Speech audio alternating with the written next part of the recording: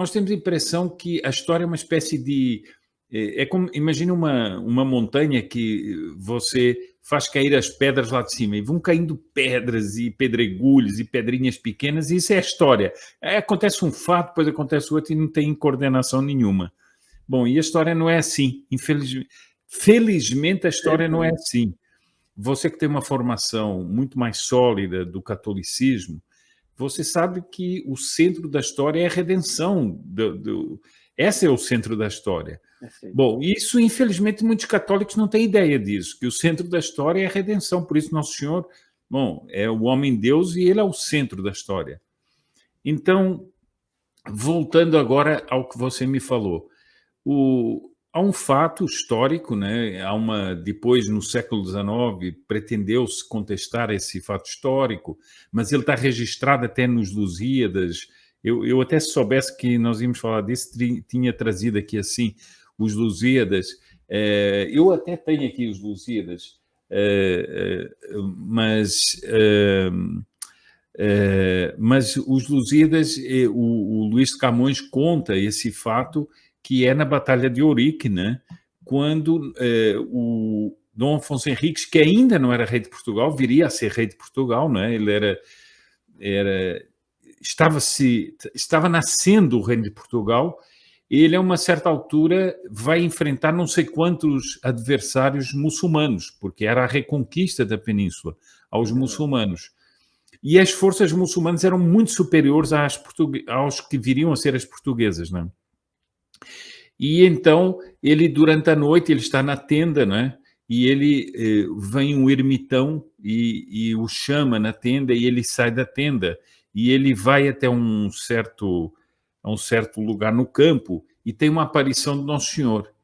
E ele, bem com aquele espírito medieval, nós temos um pouco dificuldade de imaginar o espírito medieval, porque nós já somos muito mais de uma época com muito mais contorcionismos de espírito, com muitas mais sofismas, etc.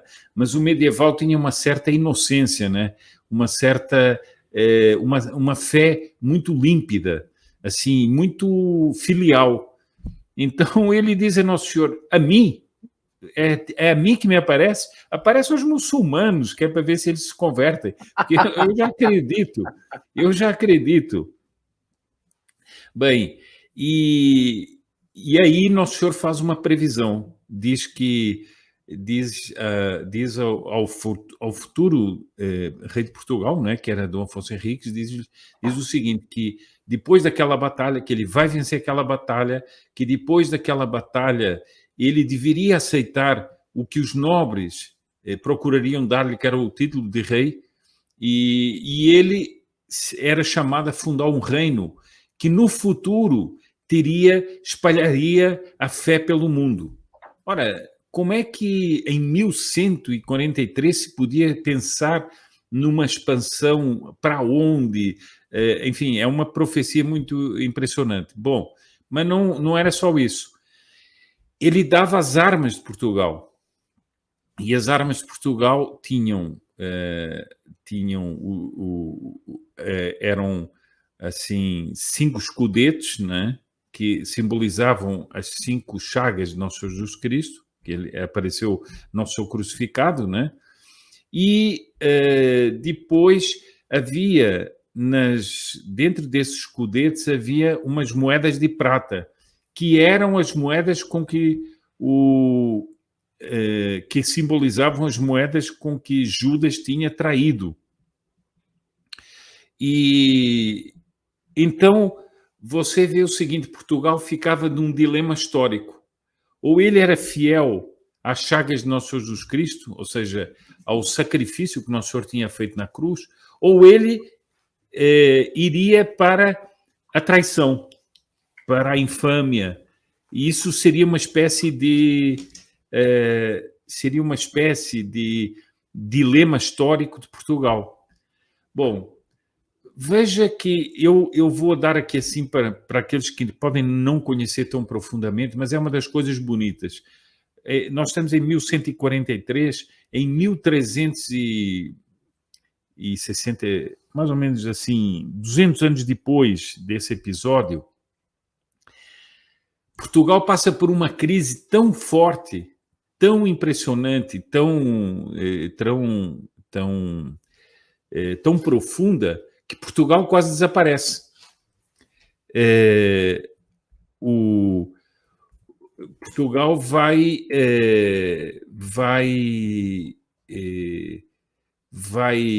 lançar-se numa crise tão profunda que quase desaparece. E aí, entre 1383 e 1385, essa crise leva Portugal a um afundamento. Bom, a dinastia que Dom Afonso Henriques tinha inaugurado desaparece. E nós temos um homem providencial. Isso é só para as pessoas verem como são os altos e baixos da história e como isso tem a ver com o Brasil. Nós temos um homem providencial que é o bem-aventurado Nuno Álvares Pereira, o santo condestava de Portugal, canonizado pela Igreja, um homem de muita determinação, um homem de espírito medieval, muito espírito medieval. Quando já a Renascença começava a infiltrar-se nas coroas e um homem que defendeu muito o direito medieval contra o direito renascentista. Bom, e ele vai levar ao trono um personagem chamado Mestre de Avis, que será o futuro Dom João I, e esse homem vai inaugurar a dinastia de Avis. Bom, agora vejam como tudo está entrelaçado. Então ele leva Portugal do afundamento quase geral para uma glória, porque os filhos de Dom João I vão ser um brilho tremendo. E um deles, o infante Dom Henrique, o que é que ele vai fazer? Iniciar os descobrimentos. Então, esse homem que salvou Portugal de desaparecer na história vai levar ao trono aquele homem que vai ter vários filhos e um deles vai começar os tais descobrimentos que tinham sido profetizados tão antes. Bom, isso vai começar no século XV e mais ou menos em 1500 vai vir a frota que vai descobrir o Brasil. Outra coisa que eu queria dizer aqui e que tem muita importância é o seguinte: muita gente acha bonito, claro, que a frota trouxesse aquelas cruzes, né, que eram as cruzes de Cristo. Mas só que aquilo não era um enfeite. Aquilo era o símbolo da ordem de Cristo. Ora, a ordem de Cristo é que, na realidade, quem descobriu o Brasil e quem tomou posse do Brasil no início foi a ordem de Cristo, não foi nem o Reino de Portugal. Olha só. Então, as velas que traziam a cruz de Cristo é porque elas eram da ordem de Cristo. Ordem de Cristo que, por sua vez, era uma remanescente da ordem dos Templários, porque os Templários tinham sido fechados em todas as partes pelo Papa, pelo rei da França e tal, e o rei de Portugal pediu ao Papa que não havia nada em Portugal que incriminasse os Templários, que deixasse que a ordem continuasse. Ela passou-se a chamar Ordem dos Cavaleiros de Cristo.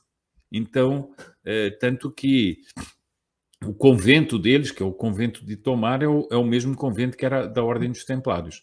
Bom, então aí está o descobrimento.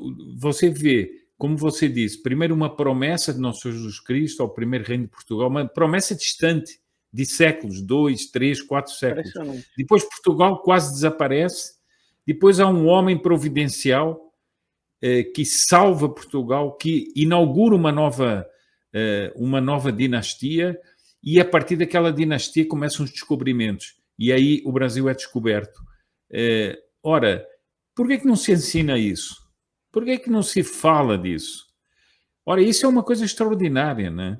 Porque isso é a conexão profunda entre a história de Portugal e a história do Brasil. Exato. E em vez de a gente ficar dizendo assim, nossa, os portugueses levaram o ouro daqui. Meus amigos, eu sempre digo a mesma coisa. Se os portugueses vieram aqui para pegar ouro, são os ineptos. Porque eles chegaram em 1500 e em 1700 e tantos é que começam a descobrir o ouro.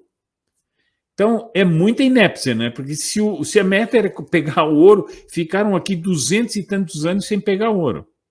É claro que não era essa a meta.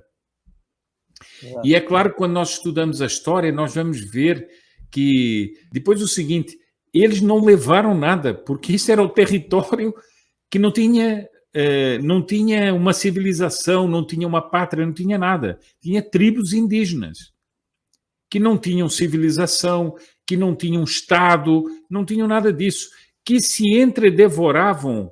Eu uso a palavra entredevoravam Literalmente. no sentido literal e no sentido figurado, porque havia grandes guerras entre eles. E, às vezes, eles se devoravam mesmo. Né? O Padre Anchieta quase foi consumido pelos índios. Né? E é um milagre da vida dele que ele não foi. Mas, enfim, então, depois toda a obra da evangelização dos índios, nós temos figuras indígenas extraordinárias. Não é? O Araribóia, no Rio de Janeiro, né? Um homem extraordinário, um homem que recebe depois o hábito de Cristo, dado pelo rei, passa a ser um cavaleiro, depois um herói, lutou contra os protestantes. Bom, por que não se diz tudo isso? Por que não se faz essa conexão da história do Brasil? Não. O Brasil parece que é uma espécie de sequência de trambolhões que ninguém sabe nada, né? E nós vamos ver o seguinte, que quando Dom João VI, já muito depois, vem para o Brasil, ele nada mais é do que o continuador de todos esses, né? Todos esses que fizeram a história do Brasil. Outro dia eu estava fazendo uma arrumação aqui de livros e revistas e tal, e eu uma vez comprei uma revista, até foi no aeroporto, uma revista francesa sobre Napoleão, quase toda ela sobre Napoleão, uma revista de história. E eu, outro dia, pronto, arrumando as coisas, vem a curiosidade de folhear, né? E quando eu folhei, como é uma revista, tem muitas imagens, assim. E tem uma imagem muito bem montada da figura de Napoleão sob o mapa da Europa e o Império Napoleônico. E é altamente consolador ver que Portugal está ali fora do mapa, porque é um país que não está no Império Napoleônico. Não a Espanha está, né? Portugal não está. Então é uma coisa fantástica. Bom, agora, Dom João VI fez uma das coisas mais extraordinárias. Primeiro o seguinte, porque havia uma divisão em Portugal, Napoleão estava conquistando toda a Europa e ele fazia uma coisa que era muito velhaca, que era se aproximar, por exemplo, como ele fez na Espanha, ele se aproxima da coroa espanhola, faz um entendimento com a coroa espanhola, faz uma aliança com a coroa espanhola e depois entra na Espanha e sequestra a família real espanhola. Ou seja, ele passa a dominar aquele país pela falácia. Sim. Bom, e Dom João VI sabia que isso podia acontecer com ele. Então, o que é que ele faz? Ele faz uma negociação com os franceses, vai enrolando os franceses, e enquanto isso vai fazendo uma negociação secreta com os ingleses para vir para o Brasil, que era o território de Portugal.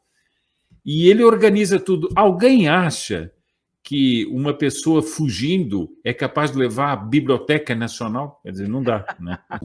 É que não havia só barcos oficiais, ou seja, da coroa e tal, mas havia muitos navios que eram particulares, ou seja, de navios mercantes, como seriam navios mercantes, né? Então, ali foi uma frota muito grande e realmente, como você disse, por que é que se diz ficaram a ver navios? Porque os franceses entraram ainda como amigos, porque eles estavam na ilusão, na doce ilusão do tal acordo com a coroa portuguesa. E quando eles chegam, bom, mas espera aí, onde é que está? Bom, a rainha tinha algumas perturbações mentais e ele, Dom João VI, ainda não era rei, era regente, os dois já estavam embarcados. E eles diziam, mas o que é que aconteceu? Bom, aconteceu que eles estão lá e vocês estão aqui. Bom, aí o Dom João VI, ele escreve uma carta aos portugueses que ficam convocando-os a uma resistência total contra Napoleão. E a resistência era total, era das tropas, era dos camponeses, era de qualquer súbdito do rei devia resistir. E essa resistência vai ser feroz e Napoleão nunca consegue tomar conta de Portugal. Há três invasões de grandes generais, não é? Um deles, que era chamado pelo Napoleão l'enfant chéri de la victoire, o filho querido da vitória, ou seja, vencia tudo. Ele vai para Portugal, ele é derrotado em Portugal, e os portugueses têm uma resistência impressionante. Por exemplo, uma vez eu estava num pequeno evento que tinha sido organizado por uma pequena batalha que tinha havido num lugar perto de Coimbra chamado Foz de Aroce, que é um rio. Ali há um solar de pessoas da nobreza que eu conheço bem, que são os condes de Foz de Aroce, e esse solar vai ser usado pelos franceses e depois pelos portugueses, porque a batalha vai se dar ali perto. Bom, essa era uma batalha minúscula em que os camponeses portugueses vão apreender duas águias, que eram os símbolos, aquela espécie de estandarte do Napoleão, e isso era uma humilhação tremenda. Bom, mas nesse evento é muito interessante, porque tinha professores de Coimbra, tinha militares, enfim, cada um dava o seu aspecto sobre a Batalha de Foz de Aroce e sobre outras resistências. E há ali uma aldeia, já não me lembro o nome, há uma aldeia em que havia um padre que anotava todas, por exemplo, havia uma mulher, por exemplo, um dia uma mulher sobe a montanha, ela vê um francês, ela vai por trás dele e mata o francês. Então, matou um soldado francês, isso era resistência, era isso. E isso era tudo registrado. Hoje, dia tal, fulana de tal matou um soldado francês, ali fez não sei o que, tal. Havia sabotagens, e eles tinham um grande problema, porque eles, como não conseguiam estabelecer uma linha de continuidade, porque na Espanha também havia resistência, eles não conseguiam trazer mantimentos, e eles precisavam saltar as aldeias para roubar os mantimentos. Então, veja, tudo isso não é mostrado, tudo isso não é falado, né? Muito Aliás, eu vou só dizer uma coisa. A primeira norma que o general Junot, que foi o primeiro que invadiu Portugal, lança quando entra em Portugal para invadir Portugal, é confiscar todas as armas dos camponeses, porque eles tinham as armas da caça, as armas de tudo isso. Então, a primeira medida que ele quer é confiscar todas as armas. Nós temos que considerar uma coisa que é muito, muito importante, que eu acho que é a verdadeira independência do Brasil, que é o Reino Unido. O Dom João VI ele vai fazer uma manobra é até uma palavra assim um pouco não muito própria, mas ele vai dar um grande lance histórico em que ele vai elevar o Brasil a Reino Unido. Sim. Portanto, o Brasil passa a ser um reino unido. Reino Unido quer dizer o seguinte, é um reino, é o Brasil, o outro é Portugal. Os dois estão unidos. Há um Reino Unido com a mesma coroa. Mas vejam, portanto, ele praticamente já dá independência ao Brasil. Perfeito. E esse Reino Unido vai dar uma projeção muito grande ao Brasil e não se esqueçam disso. Esse Reino Unido vai ter capital na América, não é na Europa. Está no Rio de Janeiro. Quer dizer, não sei se as pessoas se dão conta do que isso quer dizer em matéria de importância que o Brasil tinha. Né? Isso é bem o governo da monarquia, né? Um governo com uma perspectiva histórica que não é essa digamos, essa incerteza total que é a República, né? O Dom Pedro I, o folclore que existe é uma espécie de ruptura com Portugal. Ora, a ruptura não é com Portugal, a ruptura é com certos homens em Portugal. Exato. Que eram os tais aventureiros de que falava Dom João VI. Exato. Gente que queria fazer o Brasil retornar a uma situação que não era a situação que Dom João VI tinha deixado. Dom João VI tinha levado o Reino Unido e eles queriam voltar atrás, e por isso, o que é que o Dom João VI vai perceber? se nós deixarmos esses homens assumir o destino, impor o destino que eles querem, o Brasil vai acontecer como a América Espanhola, vai se dividir e vai haver uma ruptura dentro do Brasil. Bom, então, o que é que Dom João VI, que era representante ainda de uma mentalidade pré-Revolução Francesa, ou seja, ele era representante de uma mentalidade ainda do antigo regime. Ali nós vamos ter infelizmente, vamos ter um contrabalançar de duas mentalidades. Seria muito longo nos aprofundarmos sobre isso aqui. Mas o que Dom João VI vai fazer, vai dizer o seguinte: ele vai manter a unidade. Ele vai dizer o seguinte: é melhor declarar a independência, mas na mesma dinastia. E a dinastia vai permanecer. Ora, Dom Pedro I, ele é uma pessoa de muitas facetas. Infelizmente, umas não tão boas e outras brilhantes. Bom, primeiro falar um pouquinho o seguinte: ele é uma pessoa que vai, ao contrário do que se diz, ele tem cultura musical, ele compõe peças musicais, por exemplo, há um Te-Deum famoso. Eu já tive aqui na Igreja Nossa Senhora do Brasil, num Te-Deum promovido pela família imperial numa data importante, que era o Te-Deum escrito pelo próprio Dom Pedro I. Portanto, um homem que compõe um Te-Deum não é um bronco, né? Bom, depois ele tinha cultura jurídica, porque ele ajuda, inclusive, na preparação da Constituição e tudo mais. Bom, agora, ele já é um homem com ideias liberais. E ele vai fazer o seguinte: ele vai ser o homem que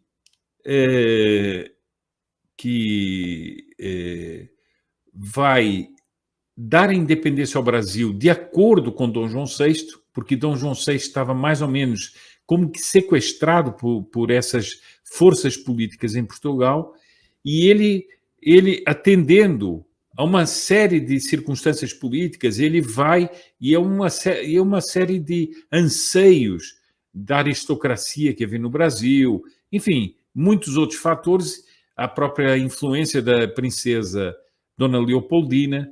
Não podemos esquecer que Dona Leopoldina tinha toda a influência da Casa da Áustria. A Casa da Áustria tinha uma posição mais tradicional, não é? Então, havia uma série de fatores que estavam ali engajados. E Dom Pedro I vai declarar a independência, que vai salvar essa unidade. Não vai haver uma ruptura. Não vai haver uma ruptura. Infelizmente, ele vai, com as ideias liberais dele, ele vai dar à monarquia, digamos assim, ao reino nascente, ao império nascente, ele vai dar uma forma já liberal. Embora ele, apesar de liberal nas ideias, não fosse muito na prática, ou seja, ele era uma pessoa muito impulsiva e muito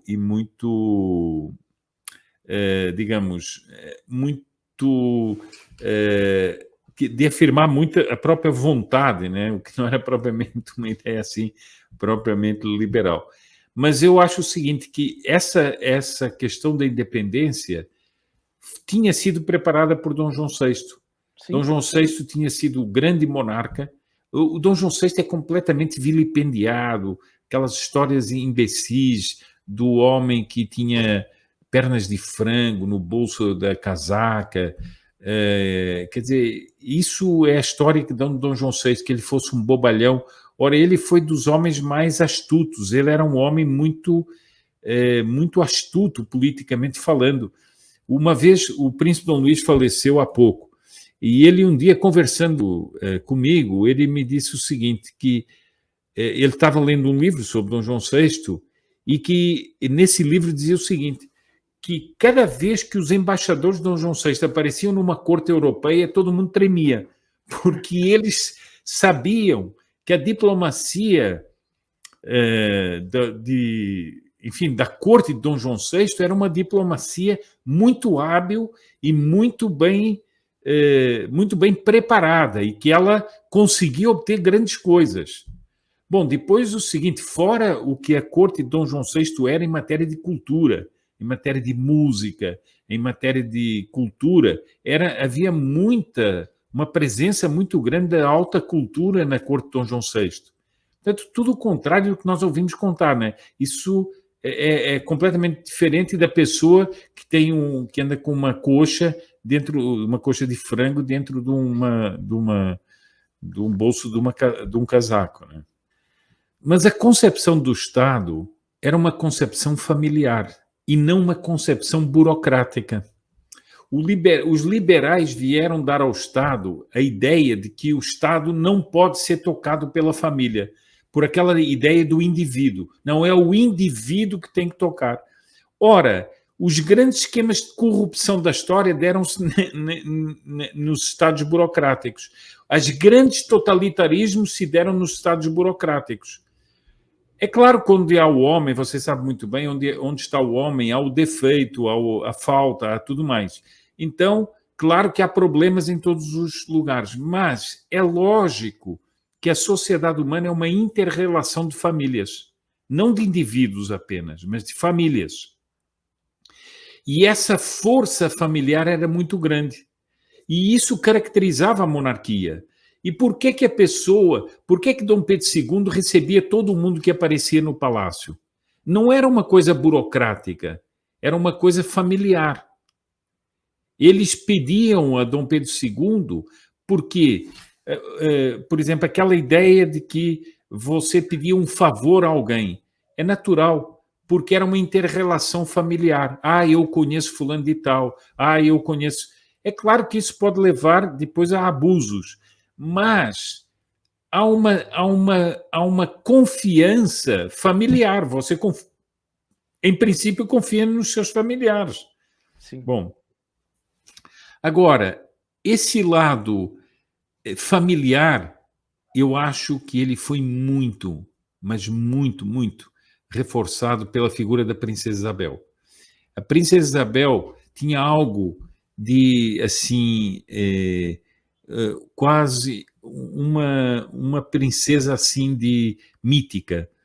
E aquela cena em que ela é menina, bem menina, e ela está andando num coche com o pai, né? Uma carruagem com o pai, e ela vê as pessoas aclamarem, o povo aclamar, e ela fica contente de ver aquelas aclamações, e porque ela gostava muito do pai também. E, de repente, ela se vira para o pai e diz assim, meu pai, quer dizer que este povo um dia me pertencerá? E o pai diz, não, você um dia pertencerá a esse povo. Ora, isso é uma coisa de arrepiar até. Sim, eu me arrepiei. Bom, e eu vou lhe dizer uma coisa, eu assisti uma cena que eu nunca mais vou me esquecer, que durante o plebiscito nós estávamos em São Bernardo do Campo, estava havendo um encontro da monarquia e ia haver uma campanha na rua pelo plebiscito, né? Então, a uma certa altura, nós fomos para as ruas fazer campanha. E era uma movimentação, distribui folheto daqui, dali, não sei quantos, e uma senhora muito simples, já com uma certa idade, mas muito simples, olhou aquilo tudo assim e viu o príncipe Dom Bertrand. E viu que havia uma movimentação em torno dele. E aí ela perguntou, quem é aquele senhor? Aí alguém disse, ele é o bisneto da princesa Isabel. Bom, quando a pessoa diz, ele é o bisneto da princesa Isabel, a senhora diz assim, ele é o bisneto da princesa Isabel, eu quero conhecer. Olha. Vejam a legenda, né, da princesa Isabel. E ela foi depois conhecer Dom Bertrand, cumprimentou Dom Bertrand, uma senhora muito simples, e foi muito bem recebida por Dom Bertrand, mas ela tinha aquela legenda da princesa Isabel, que passou para além do golpe da República, passou para tudo. E eu vejo o seguinte, que outro dia, conversando com uma pessoa aqui, amiga minha, ela me dizia o seguinte, ela não é brasileira, Portanto, não sendo brasileira, tem talvez uma observação, às vezes, mais precisa, porque está um pouco de fora. Ela diz o seguinte: nós, infelizmente, politicamente, eu sei que aqui não é para falar de política, mas, enfim, Tranquilo, pode falar à vontade. politicamente, nós temos uma América do Sul que está desastrosa. Por que que temos um Brasil que está reagindo? Vamos aqui falando do povo. Ele disse assim, será que não é pela presença que teve a monarquia no Brasil que ficou essa legenda, ficou essa digamos, essa herança histórica que passa das gerações, mesmo sem ser falada, mas está aqui no subconsciente das pessoas. Por exemplo, esta senhora que viu Dom Bertrand, será que ela alguma vez foi à escola? Talvez não. Mas quando ela disse é o bisneto da Princesa Isabel, nossa, o bisneto da Princesa Isabel. Então era uma figura mítica para ela. Verdade. E isso talvez explique muitas das coisas que acontecem no Brasil de hoje em dia, né? E por que é que você vê tanto jovem sair às ruas nas manifestações com bandeiras do Império? É uma pergunta. Isso aí. Não é? Se você dissesse, não, são pessoas idosas. Não, são jovens que saem às ruas com bandeira do Império. A bandeira do Império como que comunica algo do simbólico do que foi o Brasil, né? Perfeito.